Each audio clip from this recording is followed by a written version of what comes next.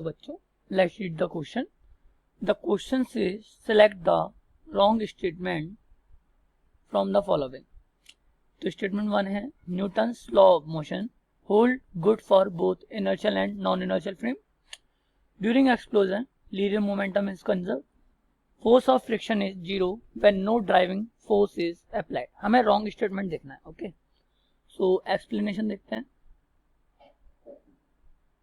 So statement जो 1 है उसमें दे रखा है कि जो न्यूटन के लॉ आते हैं तीनों, वो इनर्शियल और नॉन इनर्शियल फ्रेम दोनों के लिए सही रहते हैं. ये स्टेटमेंट गलत है बिकॉज एक्सीलरेटेड फ्रेम के लिए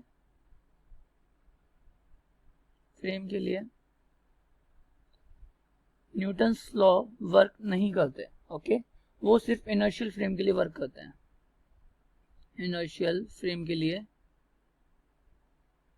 वर्क करते हैं. ओके, तो फर्स्ट स्टेटमेंट गलत है. Second statement during explosion linear momentum is conserve. Yes, क्योंकि माना कि ये एक बॉल है. ओके, या फिर बॉम्ब मान लेते हैं. बॉम्ब है और ये थोड़ा सा एक्सप्लोड होता है तो और ये दो पार्ट में डिवाइड हो जाता है इस तरीके से. ओके, सो अगर मैं इस पूरे सिस्टम की बात करता हूँ तो इस पर कोई भी बाहर से एक्सटर्नल फोर्स नहीं लग रहा है. जो भी हो रहा है वो इंटरनल हो रहा है.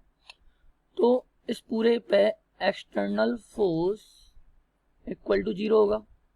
और according to Newton second law, अगर external force equal to zero है then change in momentum of the system will be zero. Okay, then momentum will be conserved. Okay,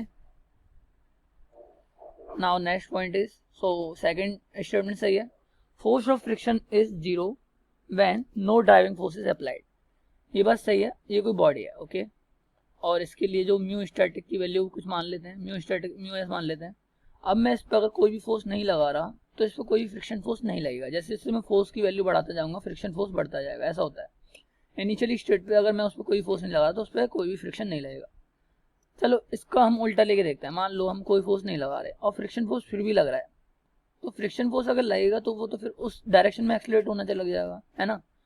तो इससे समझ सकते हैं कि फोर्स जब अप्लाई होगा तभी फ्रिक्शन फोर्स लगेगा. सो ऑप्शन थर्ड भी करेक्ट है. सो इसने रॉन्ग स्टेटमेंट पूछा है तो option A first only is correct. Hope you all get it. Thank you. All the best.